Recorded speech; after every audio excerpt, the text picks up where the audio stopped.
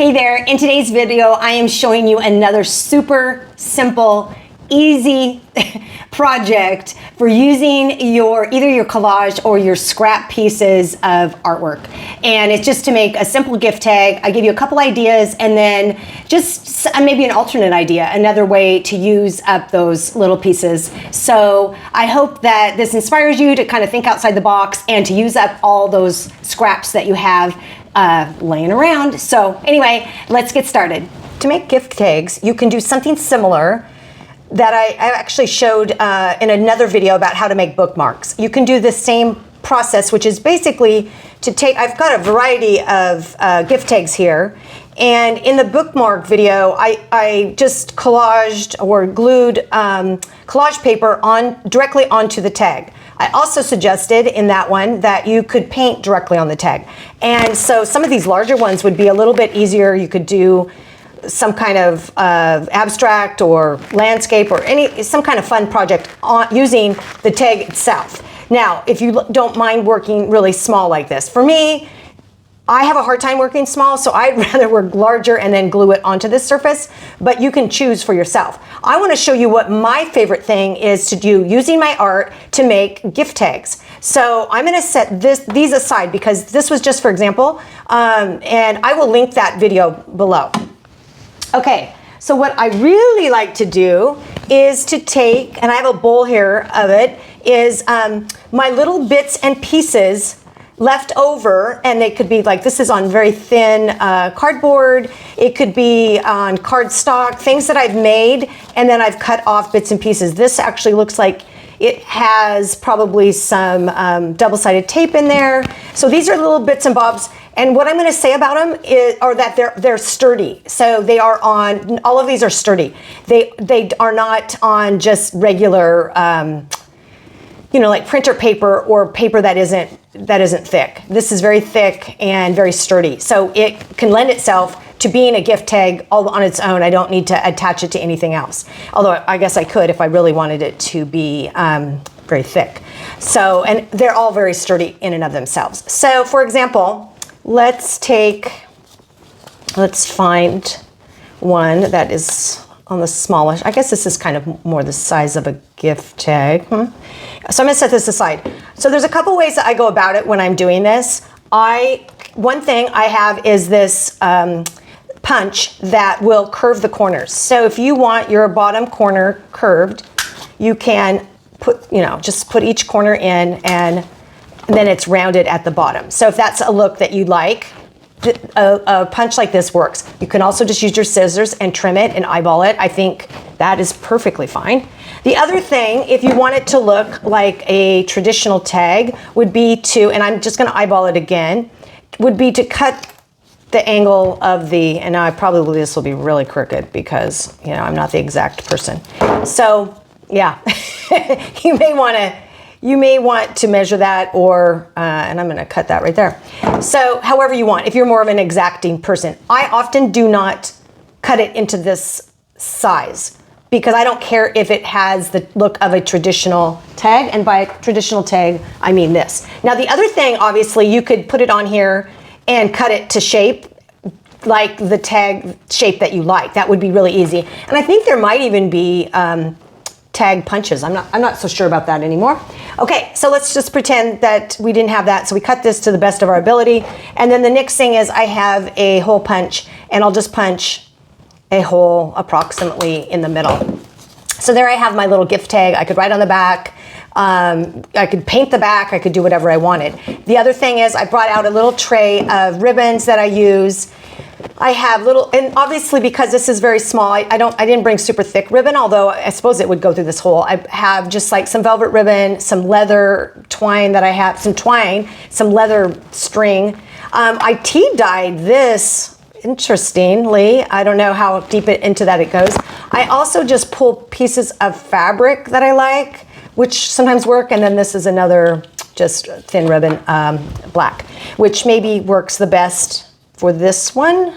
Just, then you get to just choose. I don't know, maybe this twine looks fine, or maybe this black. Okay, let's just do this black. So it's as easy as that. I also wanted to show you how so you could choose any of your little pieces and just make them into gift tags. I love doing that. I keep all of my gift tags for that. Not my gift tags. Sorry, I'm losing my train of thought here as I'm working. I keep all of my little bits and pieces for this exact purpose, to make into gift tags. Okay, so this would be more of your traditional shape, even though it's wonky and crooked. I'm gonna set this one over here. I wanna show you how I normally would do it. Okay, I'm going through here. I like to use one that won't need a black. Let's see if I can find something that will find something. Oh, that's pretty cool, isn't it? Okay. Yeah, I'm gonna set those aside. I love this. So it's obviously a piece of something and looks like maybe my ladder. Anyway, I like it this direction. So I would just leave it like this. I wouldn't try to curve the edges. I wouldn't try to do anything. I would, sometimes I wouldn't even punch a hole in it. And I will show you that example in a minute. But for the sake of this purpose, I would then just punch a hole approximately in the middle. And then choose my ribbon, and let's just use this fabric, even though that's not an exact match. I kind of like adding a pop of color. So this is that tea-dyed fabric that I really like using, and that isn't super coordinated color-wise, but I do like it. Okay, so there you go, and it kind of adds a little interest with that little kind of orange yellow.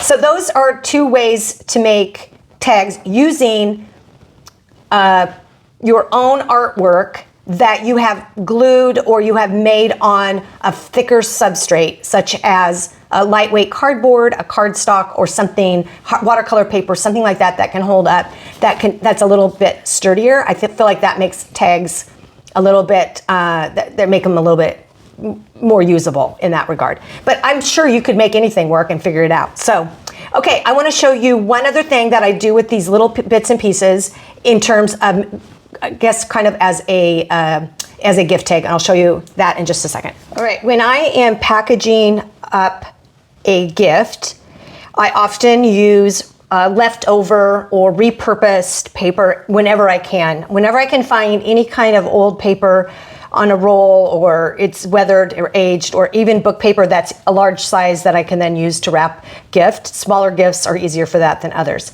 And so I wrap it up, and then I use whatever ribbons I have that kind of feel like it goes with it. I like to layer my gifts and my wrapping, and then typically what I would do is add a piece of fabric or usually it's fabric, not always. Sometimes, burlap or some other thing that adds texture to it.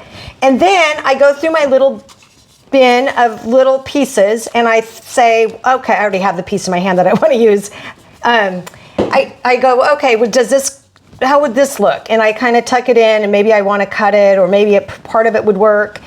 But I usually find something that I then tuck in. So I found this piece and I thought, oh, it kind of goes perfect, kind of coordinates with all of that.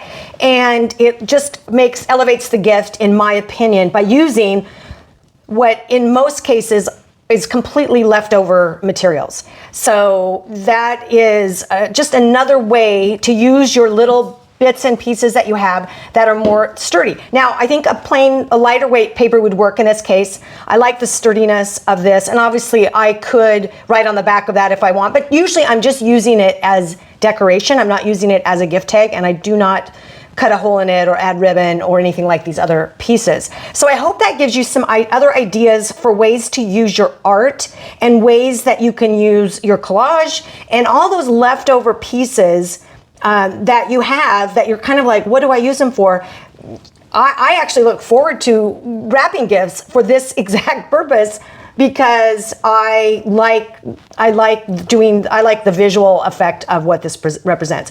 I also do that on my website. If you make an order, I wrap it up like a gift. So you will receive, when you order something from me on my website, you will receive it, not like exactly like this, but I do something similar based on the size of the thing you order, because I feel like I want you to receive this as a gift, and this gives me great joy to create and then to offer it to you as a gift if you were actually to go to the trouble of, you know, purchasing something from me. So anyway, I hope this inspires you and you find another way to use those little pieces, those little elements that you have, because I know it can be tricky and we things just stack up, and it's nice to have some ideas and purpose for those pieces when they do stack up. And so thanks for watching, and I will see you next time.